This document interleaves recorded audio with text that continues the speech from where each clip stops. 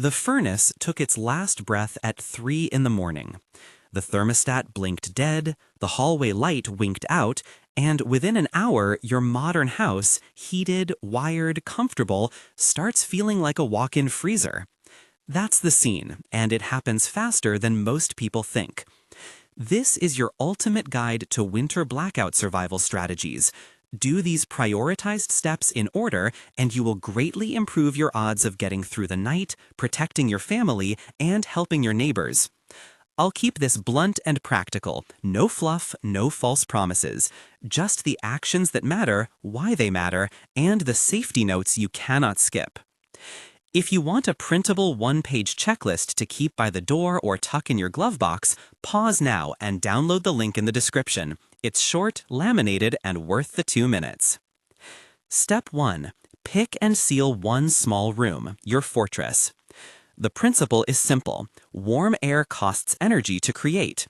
In a blackout, you don't have energy to spare, so concentrate what you already have. Choose the smallest interior room with an exterior wall you can close off, a bathroom, a walk-in closet, or a small bedroom. Close the door and block the gap at the bottom with a towel, rolled blanket, or clothing. Press towels into windowsills, stuff fabric into vents you can safely block, and, if you have plastic sheeting or heavy trash bags, tape them over window frames to reduce drafts. The goal isn't perfect insulation, it's reducing cold air infiltration and slowing convective losses, so the heat you and your body produce, plus any safe supplemental heat, stays in that space longer. Why this works? Heat loss occurs over surface area, walls, windows, and gaps by conduction and convection. Reducing the room's exposed surface area and sealing drafts traps more heat per cubic foot. Think of it like shrinking the size of the freezer you're inside. Alternatives and renter notes. If you rent and can't tape or alter windows, use furniture to create a barrier, drape heavy blankets over door openings, or pick a closet you can seal. If your family includes pets, get them in the room too. They add warmth and morale. Safety call-out. Do not block an exit or channel that you'll need to escape through. Keep a flashlight or headlamp by the door, and never seal a room so tightly that you compromise ventilation if you plan to use a combustion heat source. More on that later. Step 2. Insulate your body. Layer, trap heat, avoid moisture. Your body is the generator you can rely on. Start with multiple thin layers rather than one thick one. Base layer that wicks moisture, insulating mid-layer like fleece or wool, and a wind-blocking outer layer if needed. Keep your head and feet covered, you lose a disproportionate amount of heat through your head and especially through wet clothing and bare feet touching cold floors. Practical tricks. Wear tight-fitting socks, 2 pairs if needed. Put a hat on immediately. Tuck a scarf around your neck. Sit on an insulated barrier, cardboard, a yoga mat, folded blankets, so you're not losing heat by conduction into cold floors. Share body heat. Huddle together under blankets, sleeping bags, or a tent made from blankets if you want to trap a microclimate. The science in a sentence. Conduction moves heat into anything in contact with you. Convection moves warm air away. Radiation is heat leaving your body into cold surroundings. Evaporation cools you if you're damp. Avoid cotton next to skin. When it gets damp, it holds moisture and chills you. Prefer wool, synthetic wicking layers, or dry cotton only as outer layers. Alternative if you lack clothing. Use plastic bags between clothing layers to trap warm air, single use, not airtight. Use emergency space blankets if available, or stuff pillows and linens around the body to create insulating pockets. Expand. Include a short demo of layering a child and an adult. Step 3. Use only safe heat sources, and know what not to touch. This is where good intentions can become lethal. Never use charcoal grills, open gas grills, or propane cylinders indoors. Never run a generator inside a house, garage, or enclosed porch. Carbon monoxide is odorless, colorless, and fast. Those improvised solutions kill. Safe options. First, the simplest, huddle. Body heat combined with high loft blankets or sleeping bags is surprisingly effective. Second, hot water bottles. Fill sturdy, leak-free containers with hot water and place them against your core, in sleeping bags or at your feet. Third, indoor-rated electric space heaters, designed for indoor use. Look for safety certifications. If you use an indoor heater, place it on a non-combustible level surface, keep flammable items 3 feet away, never leave it running when you sleep, and plug it directly into a wall outlet, not an extension cord. If you must use combustion, there are indoor-rated kerosene or propane heaters that are approved for indoor use, but they require strict rules. Read the manufacturer's instructions, provide ventilation as specified, install a working carbon monoxide detector on the same level as sleeping areas, and never sleep in the same room while the device is running. If you are unsure about safe ventilation or about the unit, do not use it. Alternatives when you lack heaters. Create insulated shelters within the room, piled blankets, a small blanket fort draped over chairs to reduce air volume. Use closed-cell foam pads or carpet remnants under sleeping bags to stop conduction to the floor. Use hand warmers and sealed hot packs for extremities. Safety call-out. Every mention of combustion must come with this line. Carbon monoxide kills and fires happen quickly.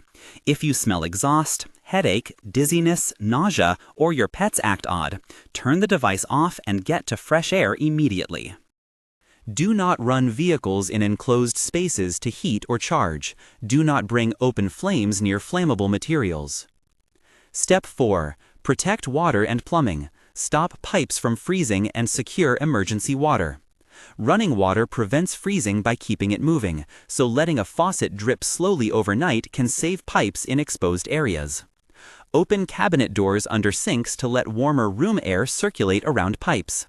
Wrap exposed pipes with towels, foam insulation if you have it, or even newspaper and duct tape for the short term.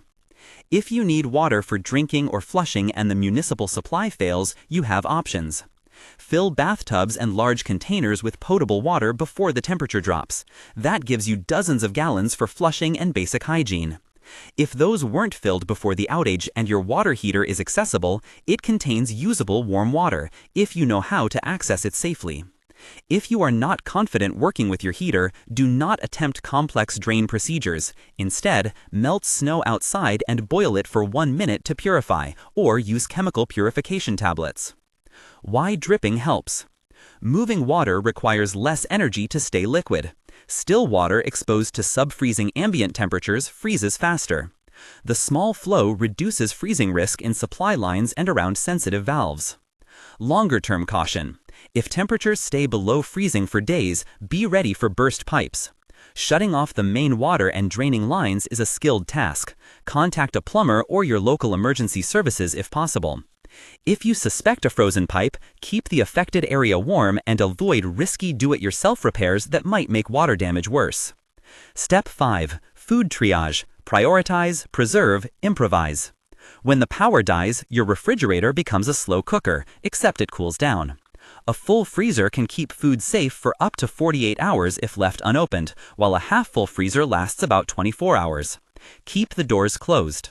Eat perishable foods from the fridge first: dairy, leftovers, meat. Move frozen items into coolers with ice if you can get to the store and buy bags of ice. If it's sub-freezing outdoors, you can safely store frozen items outside in sealed containers, but be mindful of animals and contamination. Switch to non-perishables for the long haul: canned beans, nut butters, jerky, energy bars, powdered milk, instant soups. Prioritize calorie-dense foods if your family will be cold and active. The body burns more calories to stay warm. Cooking during an outage is possible, but must be done outdoors or in a well-ventilated area if using grills or camp stoves. Use caution with indoor cooking devices. Many are not safe inside. Alternative cooking. A portable indoor-rated propane camping heater with integrated cooking surface can be used if it is explicitly rated for indoor use and ventilation is sufficient. Again, carbon monoxide risk applies. Safer is a small camp stove used outside under a shelter that doesn't trap exhaust, like an awning with open sides. Never use grills or open flames indoors. Step 6. Light and makeshift lamps. Prioritize mobility and safety. Batteries are precious. Assign one headlamp and one flashlight per person for movement. Store them on bright-colored hooks or a table, not buried in drawers. Reserve candles for stationary tasks. Candles create a lot of light for hands-free work, but they are open flames and a fire risk. Use sturdy candle holders, place candles on non-combustible surfaces, and never leave them unattended. Keep a baking sheet or tray under them to catch drips. If you need longer-lasting light and have no battery lanterns, an oil lamp can be a controlled option if you follow strict rules. Use a proper lamp made for indoor use. If you're improvising, only as a last resort, use stable containers, small quantities of lamp oil, and keep them away from drafts and flammable textiles. A safer alternative, glow sticks for short duration, low heat light. Modern chemical light sticks are non-flammable and last several hours. Battery conservation trick. Switch phones to low power mode, disable background apps, lower screen brightness, and turn off non-essential radios and Bluetooth. Use airplane mode with occasional bursts of connectivity to check in or seek updates. Safety call-out. Open flames and improvised oil lamps significantly raise fire risk in a sealed room full of blankets and clothing. If you run any combustion light source, keep a working smoke alarm and a small extinguisher nearby, and never sleep with flames burning. Step 7. Communication and community. Phones, radios, and neighbor care. Your phone is your lifeline. Conserve battery by reducing screen time, using power save features, and limiting calls to essential communications. If you have a portable battery pack, keep it charged until you absolutely need it. A hand crank radio is one of the best investments for blackouts. No batteries required, and it keeps you informed when cell networks are overloaded. Community matters. Check on neighbors, especially elderly or mobility-limited folks, but keep your visits short and efficient. Bring blankets, help them seal a room, and share resources if you have them. Set up a rotation for phone check-ins. If you live in an apartment building, agree on a central warm room where people can gather safely without overcrowding and while maintaining safe heat devices. Charging from vehicles. You can run a car briefly to charge devices, but only outdoors with the exhaust pointed away from the building. Never run a vehicle in an attached garage or in a tight area where exhaust could seep into living spaces.